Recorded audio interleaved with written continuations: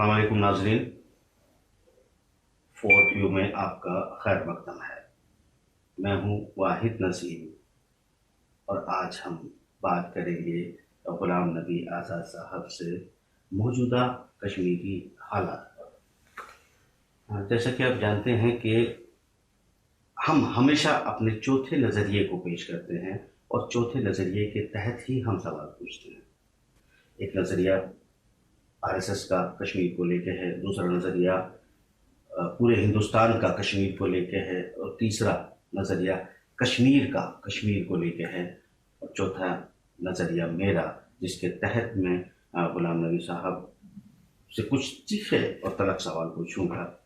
तो गुलाम नबी साहब का खैर मकदम है। बहुत शुक्रिया नाज़रीन, यहाँ बहुत अहम बात यह है कि मैं जो सवालात करने जा रहा हूँ उसे संजीदगी से सुनने की भी ज़रूरत है और शायद कश्मीरी भाइयों से गुजारिश करूँगा कि अगर इससे मुताल्लिक कोई सवाल हो तो मुझे वो मेल भी कर सकते हैं। हमारे रिपोर्टर्स को दोबारा भी इस मुताल्लिक सवाल वो उठा सकते हैं।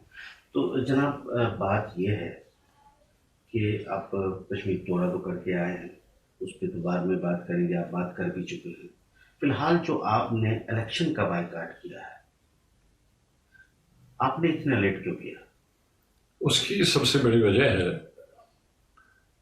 कि दूसरी पार्टियों ने, नेशनल कॉन्फ्रेंस और पीडीपी ने, उनको तो बाइकआउट करना ही था, क्योंकि एक साल पहले जब पंचायती इलेक्शन हुए थे सरपंच और पंच के, उस वक्त उन्होंने उन इलेक्शन का भी बाइकआउट किया था।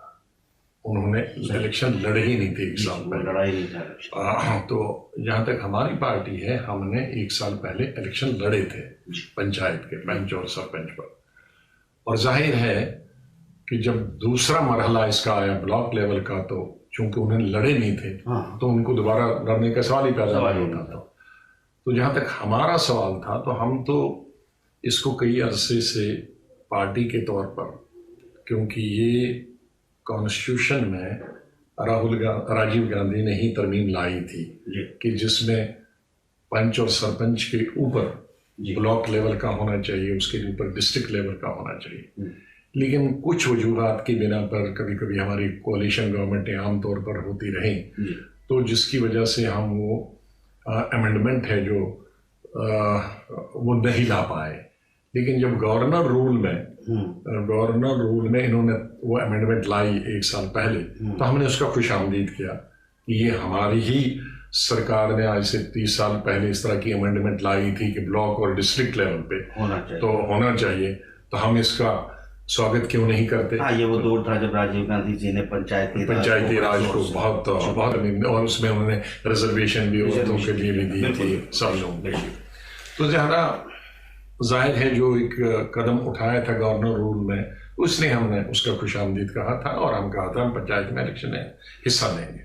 लेकिन लेट क्यों अब हमने किया? दूसरी, जैसे मैंने अर्ज किया, दूसरी पार्टी को तो बाइकआउट करना ही था क्योंकि उन्होंने बुनियादी इलेक्शन में हिस्सा नहीं लिया था और हमें हिस्सा लेना था। लेकिन ये अनाउंसमेंट उस दौरान हुई जब सुप्रीम कोर्ट की इजाज़त लेकर मैं जम्मू कश्मीर गया, क्योंकि उससे पहले मैंने 3 मरहले गए थे जम्मू कश्मीर जाने के लिए। 2 दफ़ा तो मुझे कश्मीर से वापस लौटाया गया, 4-4, 5-5 घंटे में कश्मीर एयरपोर्ट पे रहा और सरकार ने मुझे वहाँ से वापस लौटाया। एक दफ़ा फिर मैं जम्मू भी चला गया, वहाँ भी 5 घंटे एयरपोर्ट पे रहा, वहाँ से वापस लौटाया। तो चौथी दफ़ा मैंने सुप्रीम कोर्ट की तरफ रुजू किया और सुप्रीम कोर्ट ने मुझे इजाज़त दी। और सुप्रीम कोर्ट को मैंने ये गुजारिश की थी अपनी पटिशन में कि मैं सियासत करने के लिए नहीं, सियासत का जितना भी मसला था वो मैंने पार्लियामेंट और पार्लियामेंट के बाहर बहुत कुछ बोल चुका हूँ, लेकिन अब इंसानी जो मसला है उसको देखने जा रहा हूँ कि मुझे बहुत सारी जगहों से इतलात मिले हैं कि जो मजदूर तबका है, और कश्मीर में आधी आबादी मजदूर तबके पर मुनहसर है। जैसे हमारी जितनी भी हैंडीक्राफ्ट है, कोई 40-45 किस्म के हमारे हैंडीक्राफ्ट्स होते हैं, और उन 40-45 किस्म के हैंडीक्राफ्ट में जो काम करने वाले हैं मजदूर, वो औरतें भी हैं, बूढ़े भी हैं, नौजवान भी हैं, मर्द भी हैं। और इनकी तादाद तकरीबन 3-4 लाख है। और 3-4 लाख के अगर आप उनके खानदान को मिलाएंगे तो 20 लाख आबादी तो यही हो जाती है हैंडीक्राफ्ट पर मुनासिब। उसके अलावा टांगे वाले हैं, टैक्सी वाले हैं, टेम्पो वाले हैं, उसके अलावा शिकारा वाले हैं, हाउस बोट वाले हैं, घोड़े वाले हैं, गुलमर्ग पहलगाम में ये लोग हैं। उसके अलावा दुकानदार हैं, क्योंकि जितने भी सयाह बाहर से आते हैं तो दुकानदार कुछ बेचेगा तो तभी मार्केट में रेडी वाला हो, दूसरा हो रेस्टोरेंट वाला हो। तो ये अगर कुल मिलाएंगे तो कश्मीर की आबादी का आधा हिस्सा इन्हीं लोगों पर मुनहसर है कि ये जो गरीब तबका पैसे कमाता है तो उनका गरीब लोगों का, अमीर लोग तो बहुत कम है।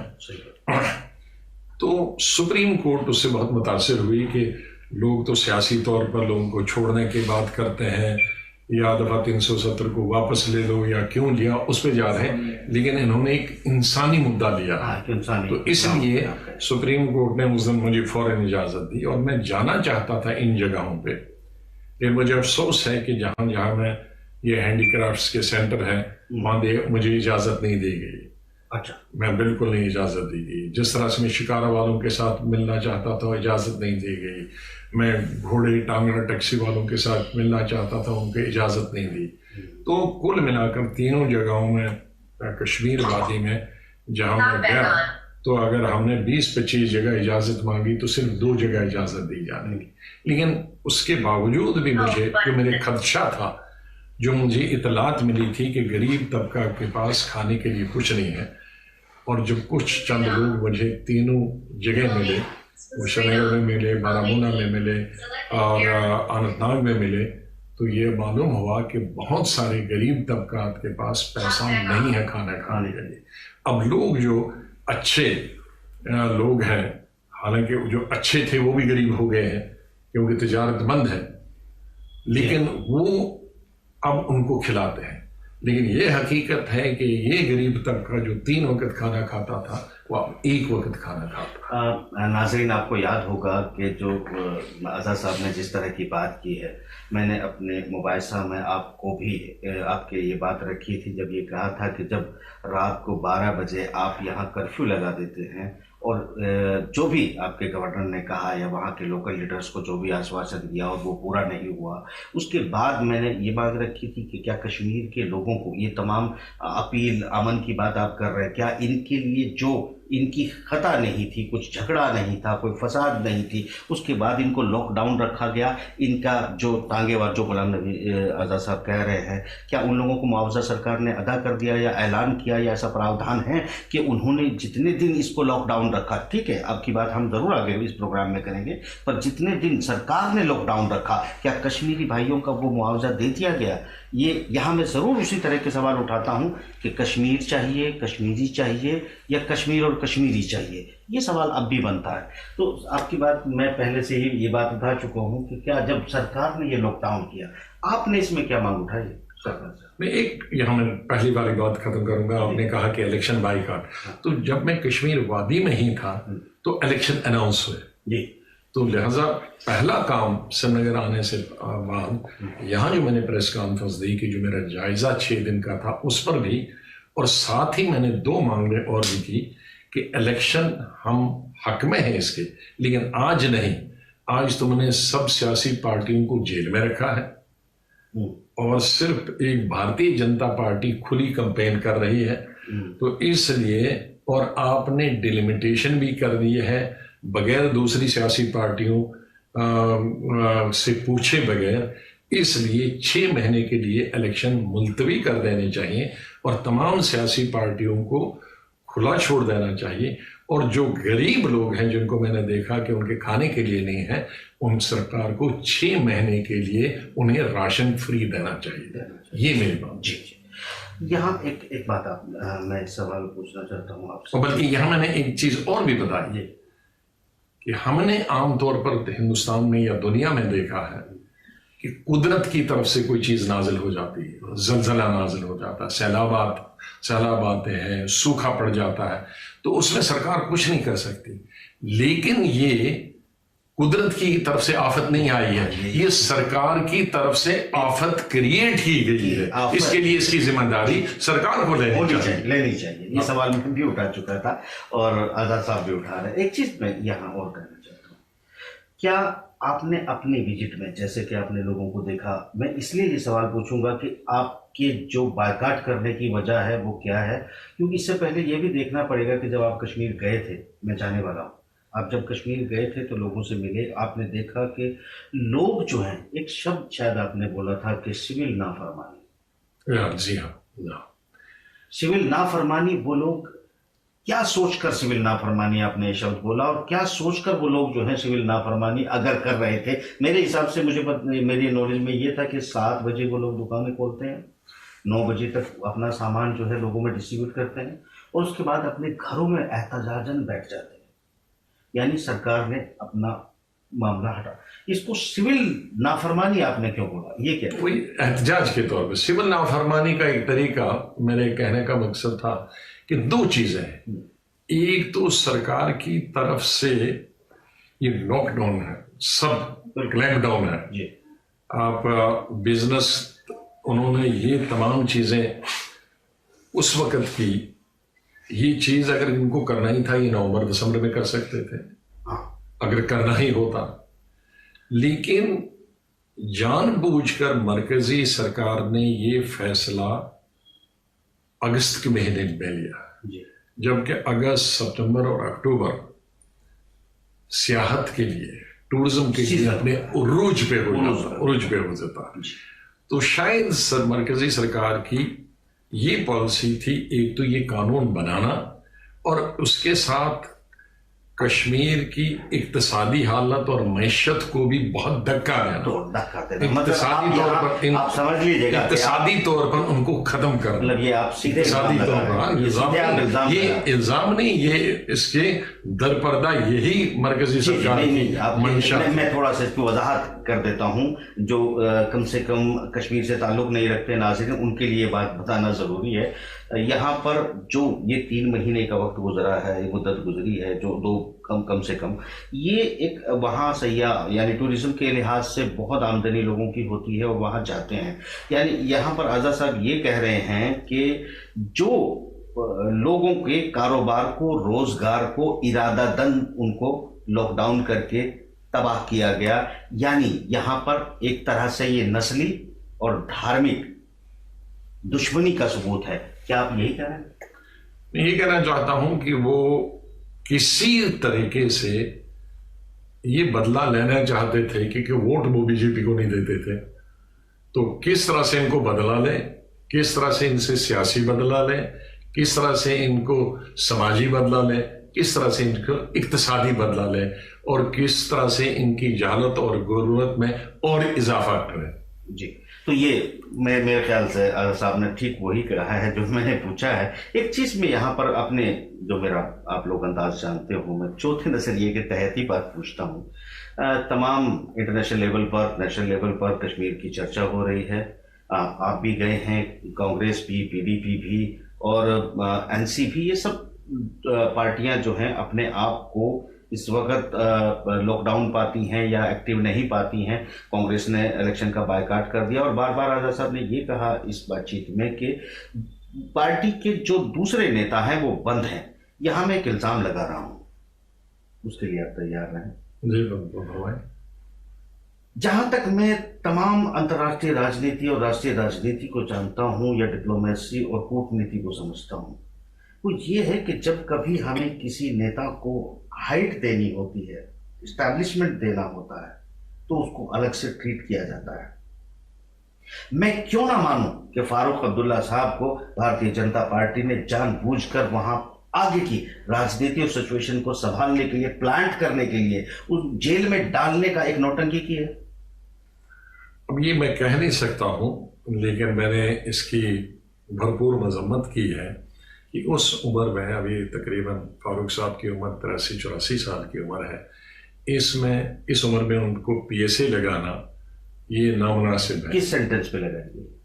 कोई नहीं, सब वजह तो यही है। हम तो बार बार ये कह चुके हैं कि जितने भी लीडरों को नजरबंद रखा है, चाहे वो साबका चीफ मिनिस्टर हो, साबका चीफ मिनिस्टर हो या दर्जनों और लोग हो, या अगर हमको जाने नहीं देते हैं तो उसके भी हमने सुप्रीम कोर्ट में ये भी हमने दिया है।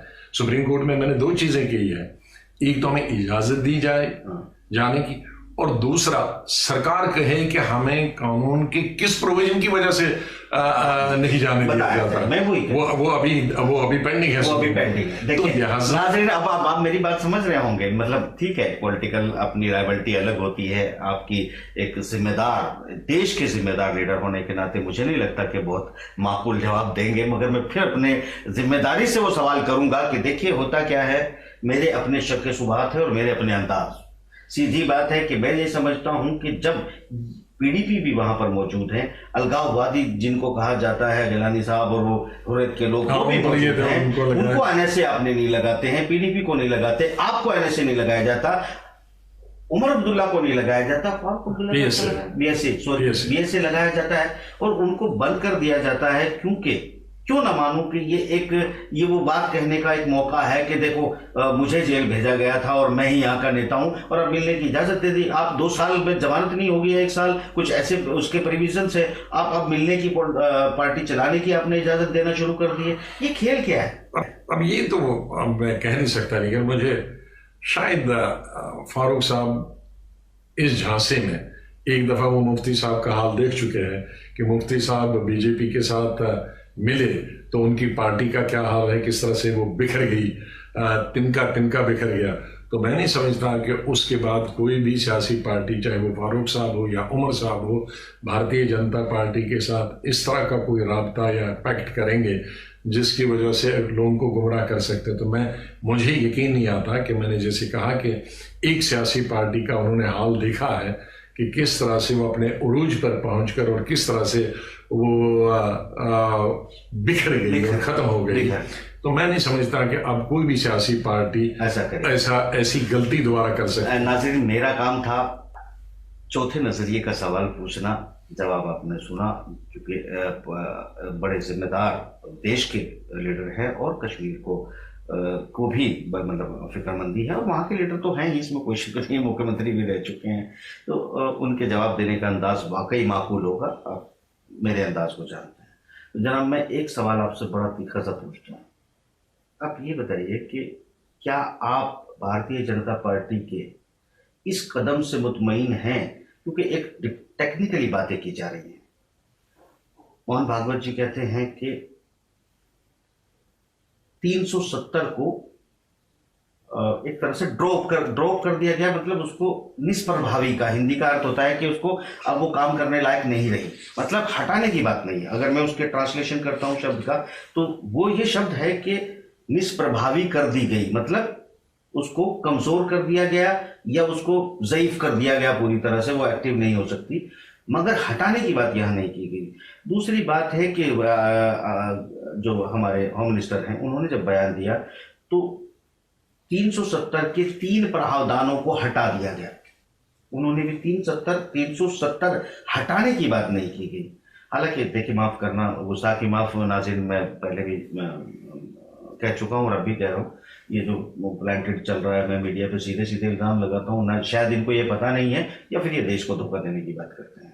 लोगों में जो तासुर है वो ये है कि 370 रोज बात होती है, हटा दी गई, और सरकार की तरफ से सरकारी बयान में जो आती है वो निष्क्रिय कर दी गई शब्द का इस्तेमाल किया जा रहा है। वो चाहे दोनों तरीके हों, चाहे निष्क्रिय किया गया हो या हटा दिया गया हो।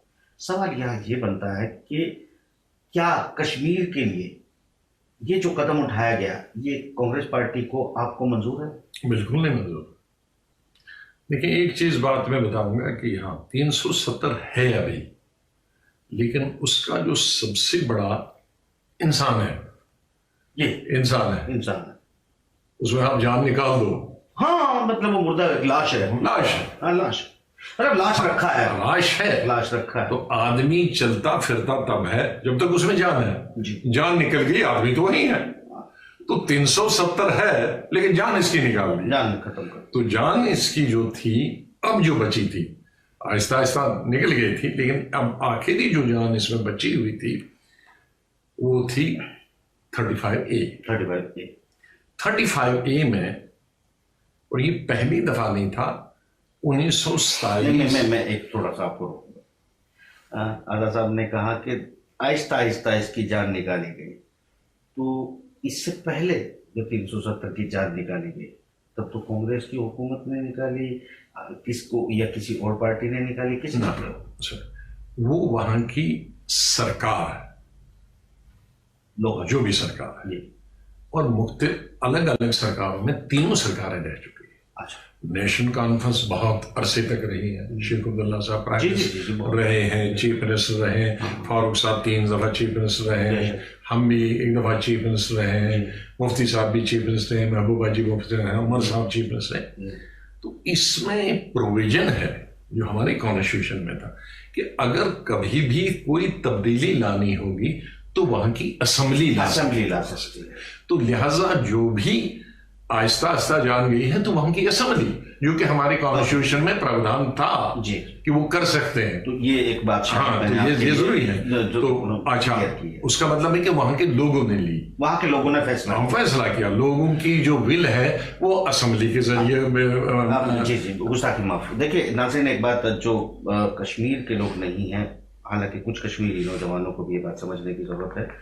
आजाद साहब यहाँ ये कह रहे हैं कि धीरे धीरे 370 के जो उनके इंडिविजुअल, उनके अधिकारों के प्रावधान थे उनको कम किया गया, और ये तमाम उन्होंने हिंदुस्तान के हित में किया गया, जिसकी वजह से तीनों ही पार्टियों को दिल्ली नवाज कश्मीर के अंदर कहा जाता है। वो दिल्ली नवाज जो है पिछले दिल्ली के साथ ज्वाइंट होते गए, धीरे धीरे क्लब होते गए और प्रावधान को कम करते गए। उसके बाद भी फिर जो है आजाद साहब, ऐसी क्या दुश्मनी है उन कश्मीरियों से या कश्मीरी भाइयों से कि उनको बिल्कुल फना कर देना चाहते हैं कई पार्टियां, तो कई जो अभी वहां के ये क्या बात है? इस दफा नहीं, लेकिन गुज़श्ता 6 वर्षों में जब से भारतीय जनता पार्टी पावर में आई है, तो मेरे ख्याल पे कश्मीर पे तकरीबन 12 या 13 दफा बहस हुई है। साल में 2 दफा होती थी, और हर दफा मैं ही रेजोल्यूशन राज्यसभा में लाता था अपोजिशन की तरफ से, और मैं ही उसकी शुरुआत करता था। और मैं तकरीबन आधा बार ये कह चुका हूँ प्राइम मिनिस्टर की मौजूदगी में, पुराने होम मिनिस्टर हूँ या आज के होम मिनिस्टर की मौजूदगी में, अपनी तकरीरों में कह चुका हूँ कि कांग्रेस और भारतीय जनता पार्टी में इतना फर्क है कि कांग्रेस को जम्मू कश्मीर के लोग भी चाहिए, जम्मू कश्मीर के पहाड़ भी चाहिए, जम्मू कश्मीर की जमीन भी चाहिए, और भारतीय जनता पार्टी को सिर्फ जम्मू कश्मीर के लोग नहीं चाहिए, उन्हें जम्मू कश्मीर के पहाड़ चाहिए। देखिए एक चीज तो इतना फर्क है। ये देश के तमाम लोगों को समझने की जरूरत है। हालांकि बहुत सारी, हम इतिहास में नहीं जाएंगे क्योंकि आजाद साहब के साथ आज बात कर रहे हैं, तो आज इन्हीं से बात करेंगे, आज इन्हीं के एंगल से बात करेंगे और कश्मीर के एंगल से बात करेंगे। जो मैंने 2-3 सवाल खड़े किए, एक ये कि उनको ये लॉकडाउन जो आपने भी कहा कि ये लॉकडाउन सरकार की तरफ से कोई कुदरती आपदा नहीं थी, हालांकि कुदरती आपदा में भी लोगों की मदद की जाती है, इस तरह का कोई प्रावधान नहीं है, कोई प्रावधान तो क्या कश्मीरियों से दुश्मनी है? दूसरा सवाल ये कि जो आप वहां की असेंबली द्वारा चीजों को भारत के साथ क्लब करने की कोशिश की जाती रही, फिर भी उनके साथ ऐसा व्यवहार किया गया, और फिर अब जो आपने एक शब्द कहा था सिविल नाफरमानी, इसके पीछे क्या कश्मीरियों की सोच आपको लगती है कि वो आज भी अपने घरों में लॉकडाउन है, अपनी मर्जी से लॉकडाउन है? देखिए मेरा पूरा सवाल सुन लीजिएगा, क्या वो पाकिस्तान की तरफ से किसी उम्मीद लगाए बैठे हैं, या यूएन काउंसिल की तरफ से कोई रेजोल्यूशन की उम्मीद लगाए बैठे हैं, या कांग्रेस या आप गुलाम नबी आजाद साहब की तरफ से कोई उम्मीद लगाए बैठे हैं? ये क्या उम्मीद उनको वहां अपने घरों में कैद करके रखी है? जबकि मैं ये देखता हूं, मैं जो नजरिया देख रहा हूं अभी,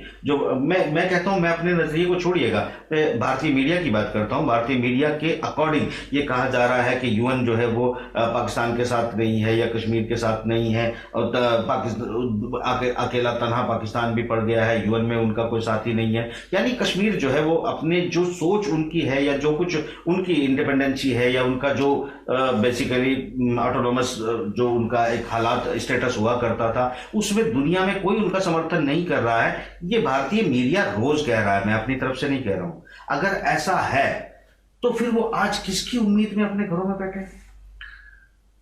दो चीजें यहां मैं जो बताना चाहूंगा और शायद जो कश्मीर से बाहर लोग हैं उनके लिए बहुत जरूरी है। 3-4 चीजें इस सरकार ने इकट्ठी की जी। यह हकीकत है कि 70 साल से भारतीय जनता पार्टी का ये एजेंडा था कि 370 खत्म होना चाहिए जी। चलो 370 को उन्होंने चाहे कमजोर किया या खत्म किया, जो भी है, जो भी किया, उसके लिए वो सियासी उनका एजेंडा था ताकि मुल्क भर में वोट मिले। तो जो कश्मीर में इस वक्त कश्मीरी और जम्मू कश्मीर में जो अवाम में गुस्सा है, वो 3-4 चीजें इकट्ठी हुई।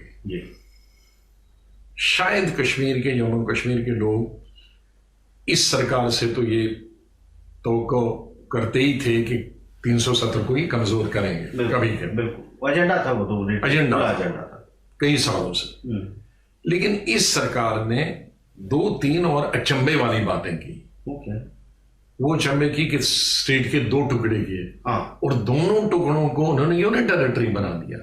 ये किसी की 2 टुकड़े किए और ये किसी के वहमो गुमान में भी नहीं था कि जम्मू कश्मीर स्टेट जो मुगलों के जमाने में भी स्टेट थी, 500 साल पहले भी स्टेट थी, 500 साल पहले जो मुगलों के जमाने में थे, फिर ये इनकी तहवील में आ गया सिखों की, फिर सिखों से फिर महाराजा की तहवील में। तो एक 500 साल से जो स्टेट बराबर एक मजबूत स्टेट रही है इस खित्ते में, उसको अचानक कोई इनके एजेंडे में नहीं था भारतीय जनता पार्टी के, कभी इस पर चर्चा नहीं हुई थी यूटी बनाने की।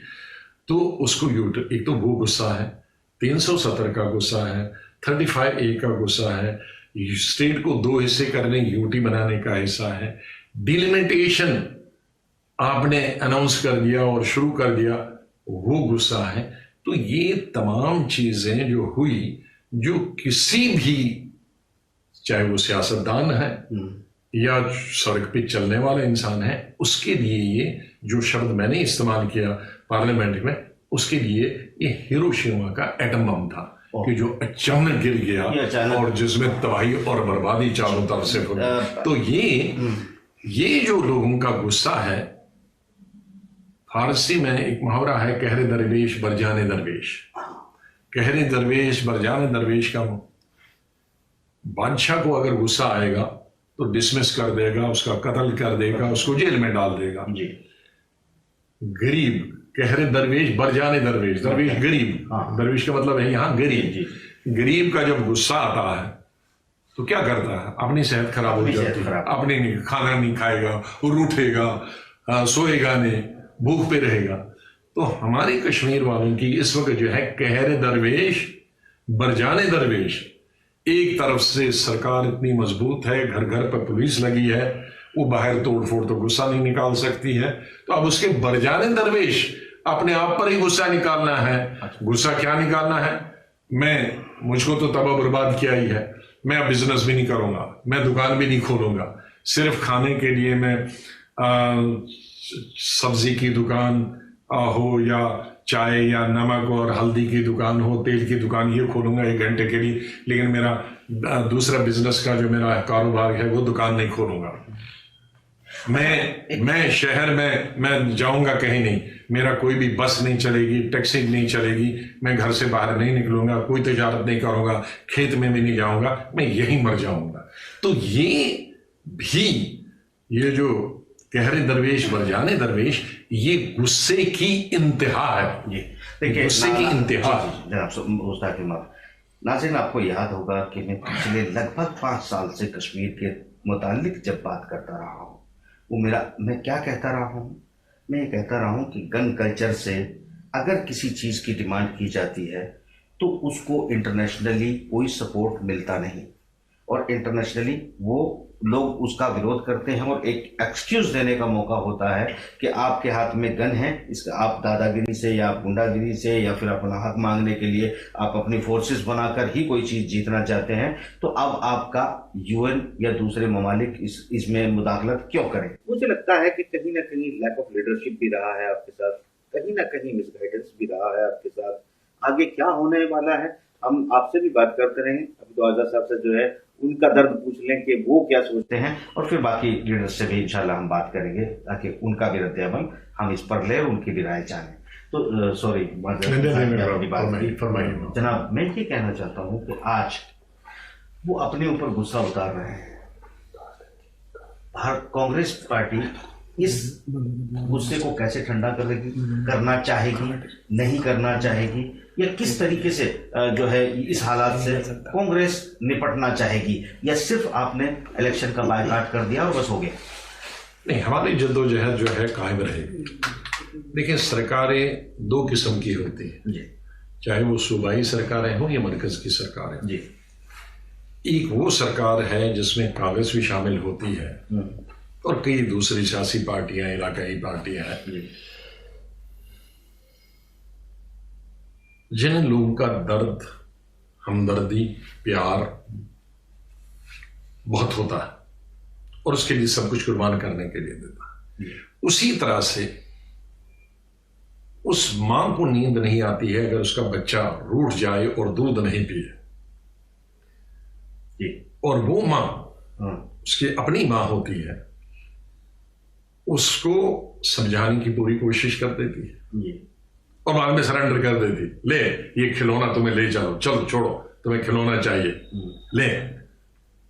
तो शायद हमारे कश्मीर के लोगों को वही आदत है कि ये सरकार थी, आज तक कांग्रेस की सरकार थी, इससे रूठ जाते थे और मना भी जाते थे, लेकिन ये उनको ऐसी मालूम है ये ऐसी है, ये सोतीली माँ है, ये तो कहती मर जाए इसी बहाने, भूखा रह रहा तो मारे मेरे से क्या ज्यादा ज्यादा। यहाँ नाजरीन आजाद साहब का यहाँ वो गलत माँ से ये तवक्को कर रहे हैं कि वो इनके गुस्से से, इनके रूठने से, वो कहरे दरवेश बरजाने दरवेश से ये मन जाएगी और रहम खाएगी। नो, ये तो चाहती है वो कि आप इक्तिसादी तौर पर तबाह और बर्बाद और फना हो जाए और हम पर इल्जाम भी नहीं चढ़े, आप खुद ही अपने आप को मार रहे।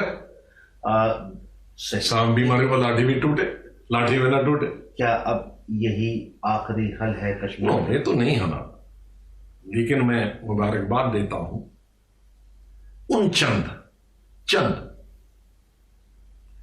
लोगों को और मेरे हिंदू भाइयों को जिन्होंने कश्मीर पर में जो हालात थे इनमें सवालिया उठाए और उनको भी देशद्रोही का ये चिट्ठी चली गई। तो इस तरह से एक आतंक और एक भय, एक डर, एक खौफ मरकजी सरकार की तरफ से पूरे मुल्क में फैलाया गया है कि कश्मीर से कोई भी अगर हमदर्दी जताना चाहता है तो उस पर या तो केस हो जाएंगे या उसके पास ईडी होगी या इनकम टैक्स होगा या इस तरह का।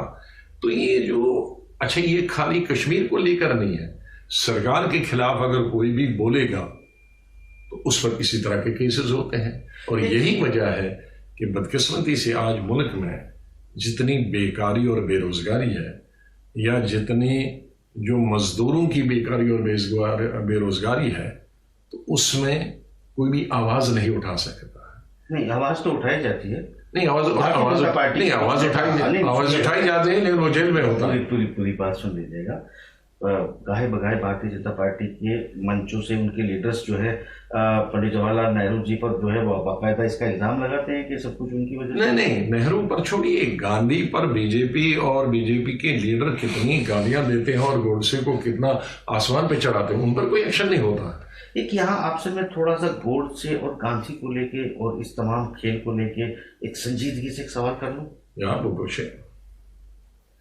देखिए, आज अगरचे ये बात की जाती है, नाज़रीन ध्यान से समझिएगा, गांधी, गोडसे, क्या आप पूरे हिंदुस्तान को पूरी गफलत में डाल दिया गया है? अगर वो बहुत मुस्लिम विरोधी था या बंटवारा विरोधी था गोडसे, तो ये जो हालात हुए, देखिए एक चीज मैं यहाँ आज़ाद साहब आपको भी याद दिला दूं, मेरे सामने ही बिल्कुल इस कैमरे के ऊपर मौलाना आज़ाद साहब की तस्वीर लगी है, आज़ाद साहब के घर में।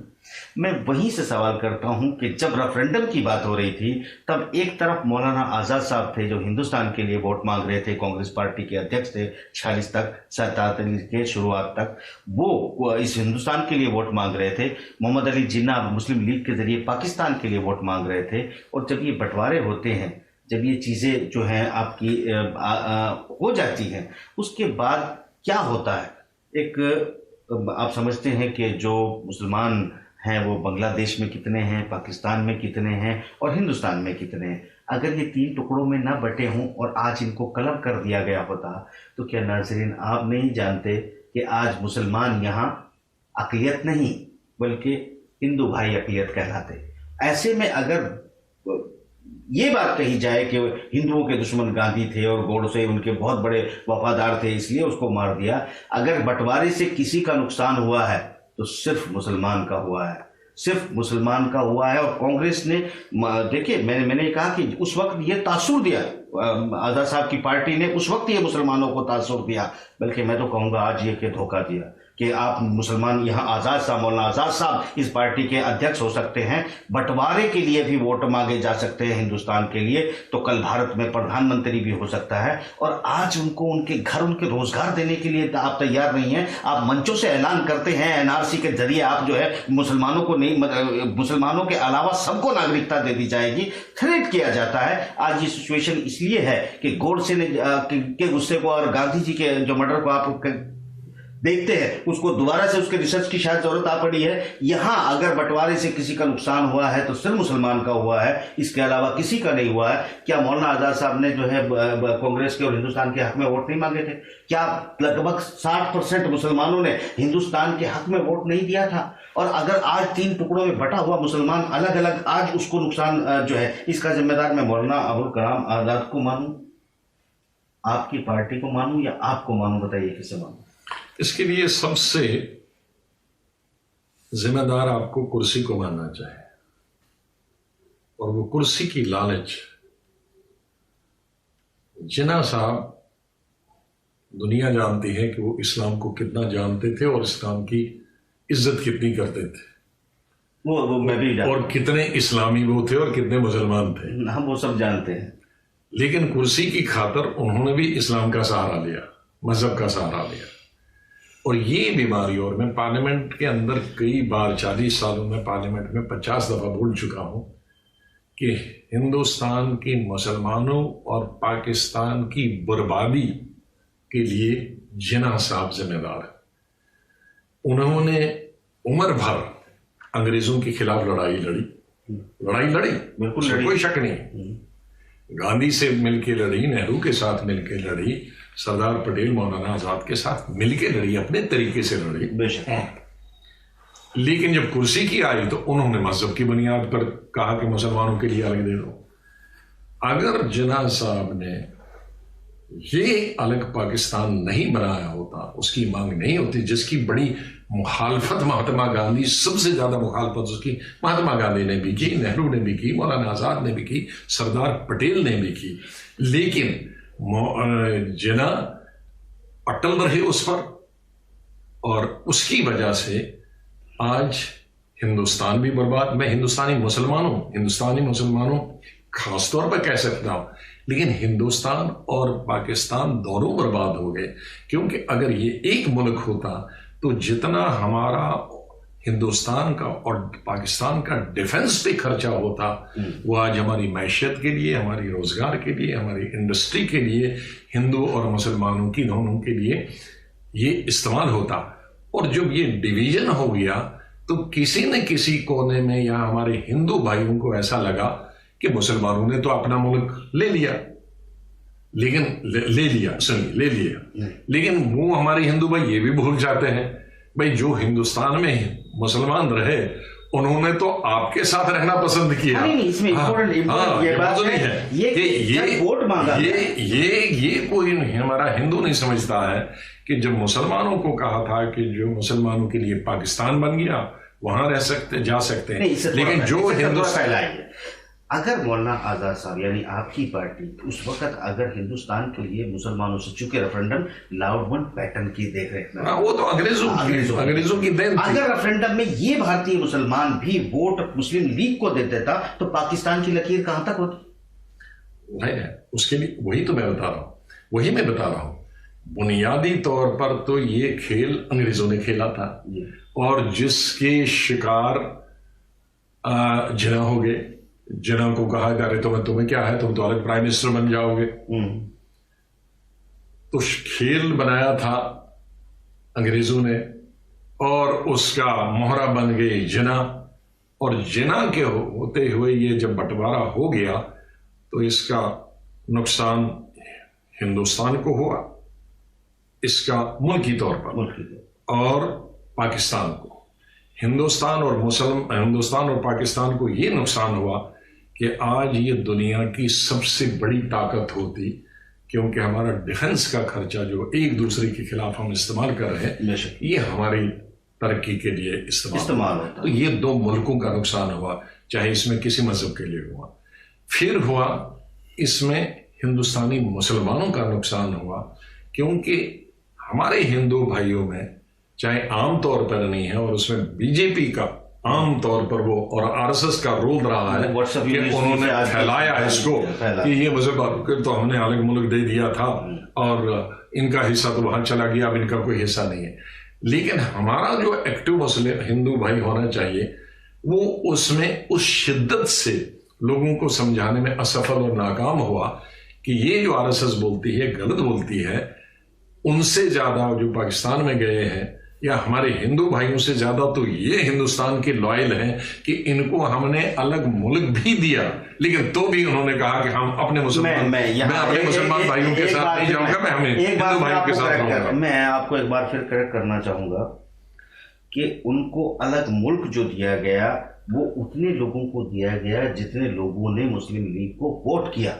और आज अगर हिंदुस्तान में मुसलमान है तो वो मुसलमान है जिसने हिंदुस्तान के हक में वोट करके हिंदुस्तान की जमीन को बड़े हिस्से में बचाया और मात्र एक छोटा सा हिस्सा पाकिस्तान बन पाया। ये भारतीय मुसलमान के वोट का कमाल था, क्योंकि यहाँ कोई पंडित नेहरू जी या फिर गांधी जी इसके जिम्मेदार नहीं थे।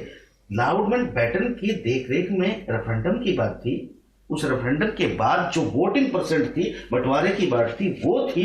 मुझे लगता है कि हम लोग उस रिवायती बात पर, आप जानते हैं कि हम नहीं करते हैं, हम जड़ की बात करते हैं। दूसरी बात मैं यहाँ ये कहता हूँ, मैंने आपकी पार्टी पे ये इल्जाम तो लगाया ही है कि अगर आपने मुसलमानों को पाकिस्तान जाने से रोककर हिंदुस्तान के हक में वोट लिया था, तो आज जब मुसलमानों की हिंदुस्तान में ये हालात हैं, इसके जिम्मेदार आप क्यों नहीं?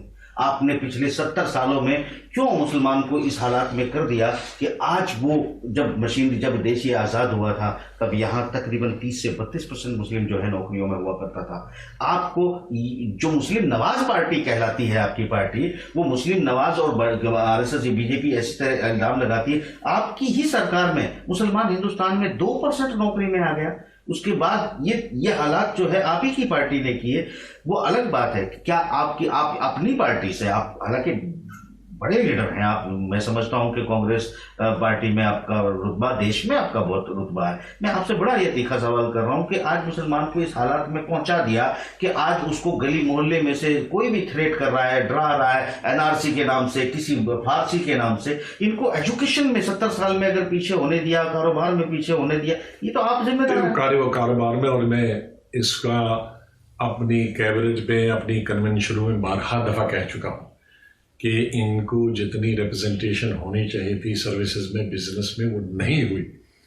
लेकिन कम से कम एक चीज़ में ये कह सकता था कि उनकी जान और माल का तहफ़्फ़ुज़ होता था और उनको खौफ नहीं था, डर नहीं था।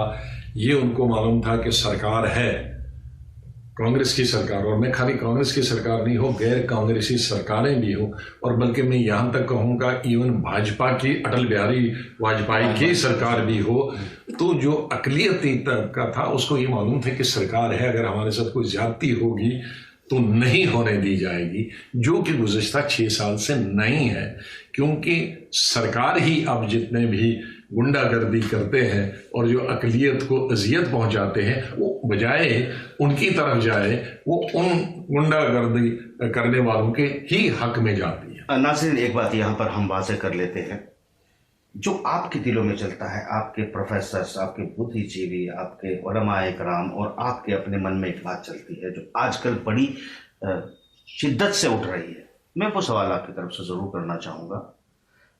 यहाँ ये सवाल भी बनता है कि आज अगर हिंदुस्तान के मुसलमान की ये हालत हो रही है, उसको थ्रेट किया जा रहा है, मॉब लिंचिंग शब्द बोलने की ये कहा जा रहा है कि ये देखिए, मोहन भागवत साहब की तरफ से एक सवाल किया गया, बड़े अच्छे तरीके से उन्होंने एक बात कही कि मॉब लिंचिंग शब्द जो है वो हिंदुस्तान का नहीं है, वो तो उन्होंने ईसाइयत से जोड़ दिया, पहला पत्थर मारे और जो पापी ना हो, उस तरह से।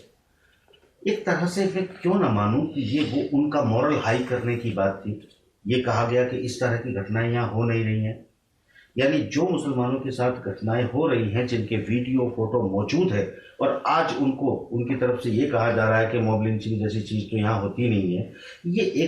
ये स्थिति पैदा करने के लिए मेरा सवाल पूरा करने दीजिए, ये सवाल तो उनकी तरफ मैं छोड़ देता हूँ। ये क्रूरता, ये मानसिकता डेवलप करने वाली ये आरएसएस पहले दिन से हिंदुस्तान के अंदर आपकी हुकूमत में ये संगठित होती गई, बढ़ती गई, पलती गई, और आज यहाँ तक पहुंची। इसके जिम्मेदार आप क्यों नहीं?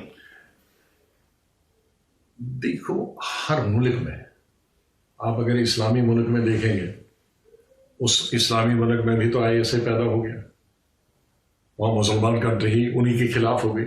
तो हर दुनिया में कोई न कोई, जहाँ इस्लामिक मुल्क है, वहाँ भी एक तबका इतने उरूज पर फंडामेंटल हो गया कि वो मुसलमानों का ही कत्लेआम करने जाने। आज देखें, मुसलमान आज अपने मुसलमान मुल्कों में, वहाँ उनकी लड़ाई हिंदू या क्रिश्चियन से नहीं है, मुसलमान और मुसलमान की लड़ाई। हम लगातार अब अफगानिस्तान में किसकी लड़ाई है? मुसलमान और मुसलमान की लड़ाई है। तो जाहिर है यहाँ भी एक तबका था जो बंटवारे के बाद, और बंटवारे के बाद नहीं, बंटवारे से पहले जब हिंदुस्तान की लड़ाई लड़ी जा रही थी, उस वक्त एक तबका था, वो चाहता था कि यहाँ हिंदुस्तान में जब आज़ाद मुल्क हो जाए तो एक ही मजहब की सरकार होनी चाहिए, एक ही मजहब का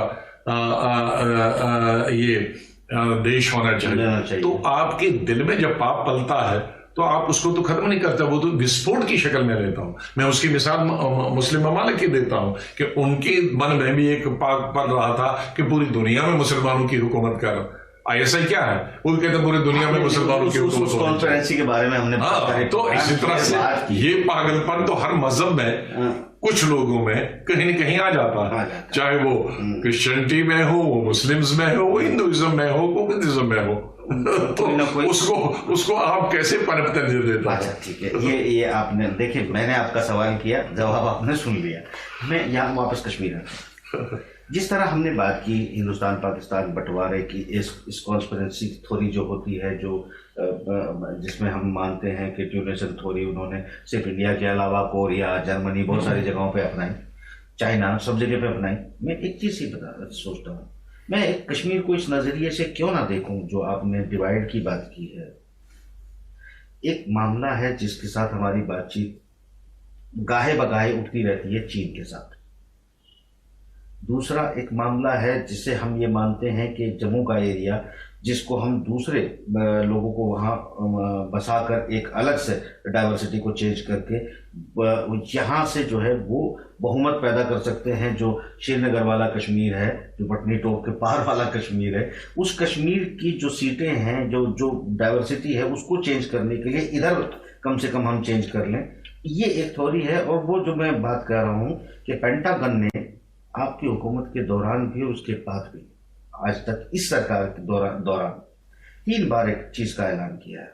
वो ऐलान किया है कि हम भारत के साथ मिलकर चाइना के CPEC को स्ट्रैटेजिक पार्टनर बनाएंगे और हम इसे रोकेंगे।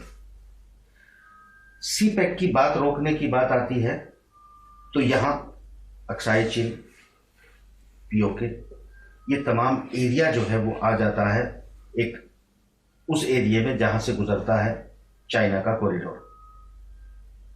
यहाँ के हिस्से में जिसके साथ, चाइना के साथ अगर हमारा लद्दाख को लेकर कोई गाहे बगाहे डिस्प्यूट होता रहता है और वो अभी भी उस पर बयानात आते रहते हैं, तो क्या मैं ये मानूं कि ये अगर जरूरत पड़े तो चाइना के साथ लद्दाख को ले देकर कुछ सोल्यूशन करने की बात हो, और जम्मू कश्मीर या पीएके को लेकर या फिर अमेरिका के साथ मिलकर जो है सीपैक को कुछ छेड़खानी करने की बात हो, कुछ ऐसी कॉन्स्पिरेसी नहीं है?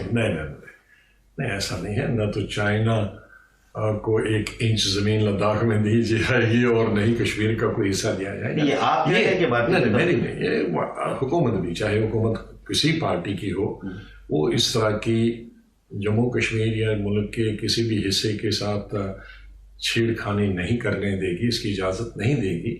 ये सिर्फ एक जम्मू कश्मीर का जो मसला था वो भारतीय जनता पार्टी की आज से नहीं, 1925 से जब आरएसएस बनी थी तब से ये उनकी आंख में तिनके की तरह खटकता था। तो अब उस तिनके को इन्होंने निकाल पर फेंक दिया, लेकिन सिर्फ गलती इनसे ये हुई, नाकाबिलियत की वजह से इन्होंने आंखें निकाल दी। अगर अच्छे अक्लमंद डॉक्टर होता तो बड़ी सफाई से आंख खोलकर उसमें से तिनका निकालता, लेकिन जाहिलपन की यह हद थी और ना तजुर्बेकारी की इतनी हद थी कि उन्होंने आंखें निकाल दी। तो आंख निकाल दी तो जम्मू कश्मीर ही खत्म किया। ये कश्मीर पर ही इसका असर नहीं है, इस पर जम्मू पर भी असर है। जम्मू की जो मैशियत है, जम्मू की इकसादियत है, वो कश्मीर पे वो कश्मीर बीच में अगर आज कश्मीर के जब लोग 6 महीने जम्मू आते हैं तो इनकी इनकम 10 गुना बढ़ जाती है। और अगर कश्मीर में ही पैसा नहीं होगा, वो आएगा भी तो 1 पैसा भी खर्च नहीं करा। आज कश्मीर का, आज जम्मू का जो ट्रांसपोर्ट है जीरो हो गया। मैं जम्मू भी गया, आज जम्मू का जो बिजनेस है वो जीरो हो गया। तो जहां कश्मीर के अवाम को इस आंख निकालने से, जो बीजेपी ने आंखें निकाल दी है, कश्मीर के अवाम को तो नुकसान हुआ है, लेकिन जम्मू की मैशत, जम्मू की इकॉनमी, जम्मू की डेवलपमेंट पर भी कोई कम नुकसान नहीं हुआ है। तो और उससे लद्दाख जो करगिल का एरिया है, लेह पर ज़्यादा इसलिए फर्क नहीं पड़ेगा क्योंकि लेह सीधे डायरेक्ट फ्लाइट्स है, तो यहाँ से वहीं को ज़्यादा सीधे जाता है और कश्मीर बाहर। लेकिन करगिल का हिस्सा, कश्मीर का हिस्सा और जम्मू, चाहे वो जम्मू प्रॉपर वाला हिस्सा हो या जो मलाई इलाके हैं दूर, उतने शायद ज़्यादा जिसमें मुस्लिम अकलियत ज़्यादा रहती है।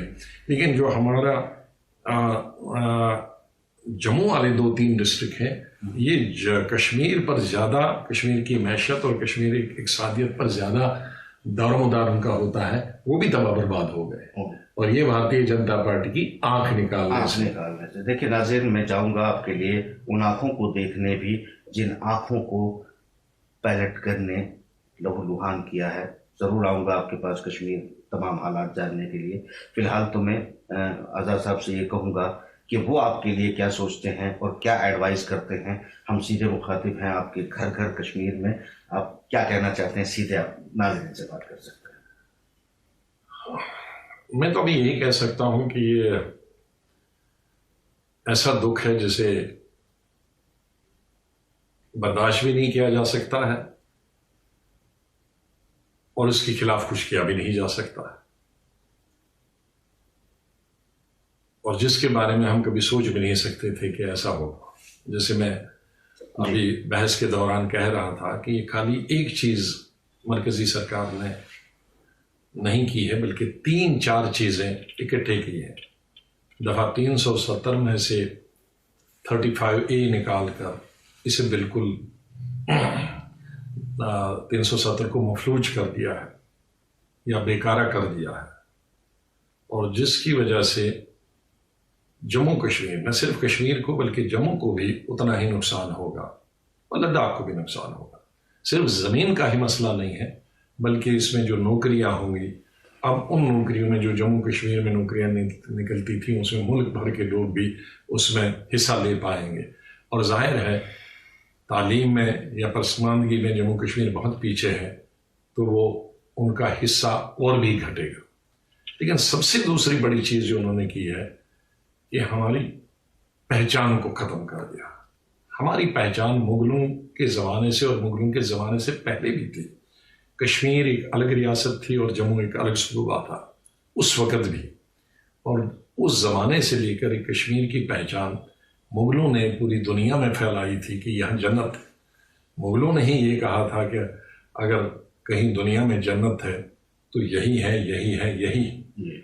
और उसको पूरी दुनिया ने देखा था, और यही वजह है कि आज़ादी से पहले भी अगर बैरूनी मुल्क से आते थे तो सिर्फ कश्मीर जाते थे।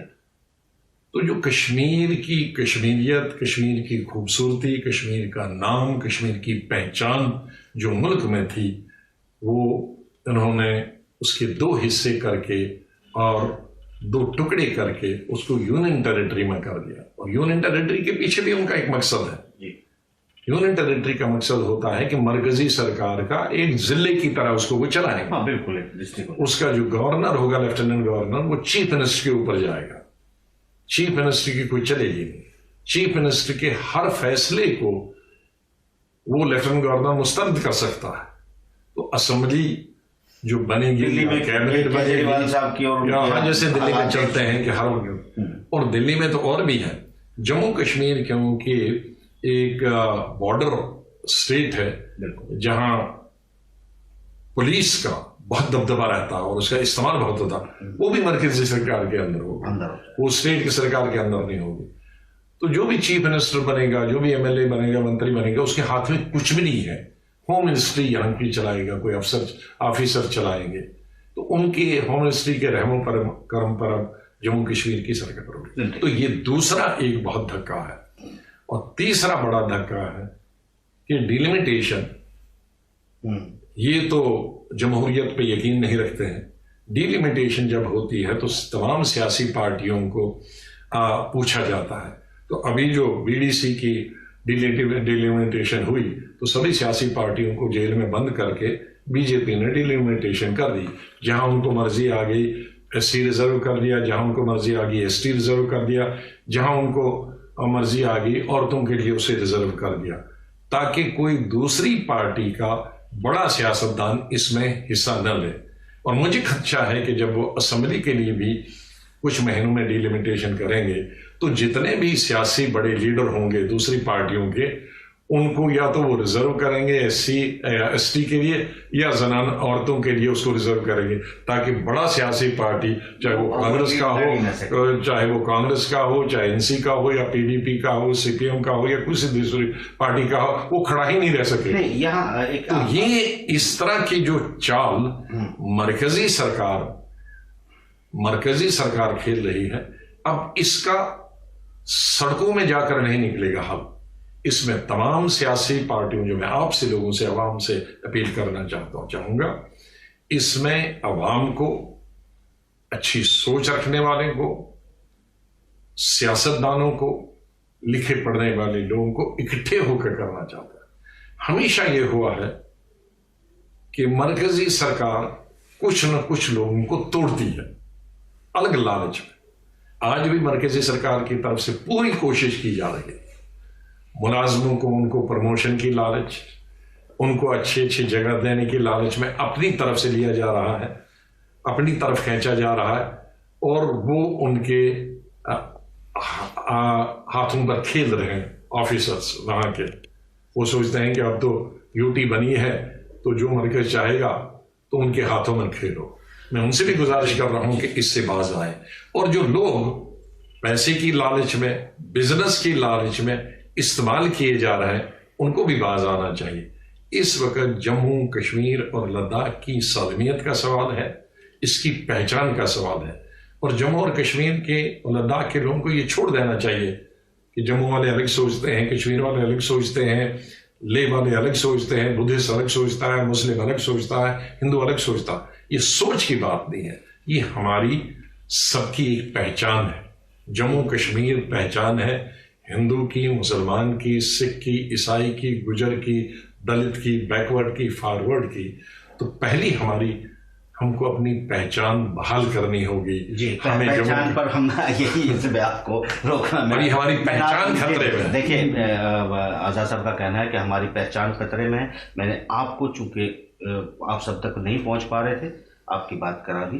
दूसरी बात, मैं आपकी तरफ से एक सवाल और पूछ लेता हूं, और ये मेरा सवाल भी है। क्या ये बताएंगे कि आप जिस तरह से कोर्ट में इस मुद्दे को ले जाया गया है, एक आखिरी, इसको मैं कॉन्स्पिरेसी क्यों ना मान लूँ, कि इसमें कोर्ट में जो चैलेंज किया जा रहा है उसके बाद इसको लिंगर ऑन कर दिया जाएगा, सरकार एक जवाब देगी, फिर इस पर एक मुकदमा चलेगा, ना फिर अंतर्राष्ट्रीय जगत को एक बात कहने का मौका होगा आपके पास में कि ना 370 हटी, ना 370 लगी, ना स्टेटस बहाल हुआ, ना स्टेटस गिराया गया। यानी जिस तरह बाबरी मस्जिद को लेकर एक लंबे समय तक राजनीति की गई, क्या ऐसी तैयारी की भी कोई तैयारी वजूहत लगती है आपको? देखिए, जमहूरियत में 3-4 चीजें हैं।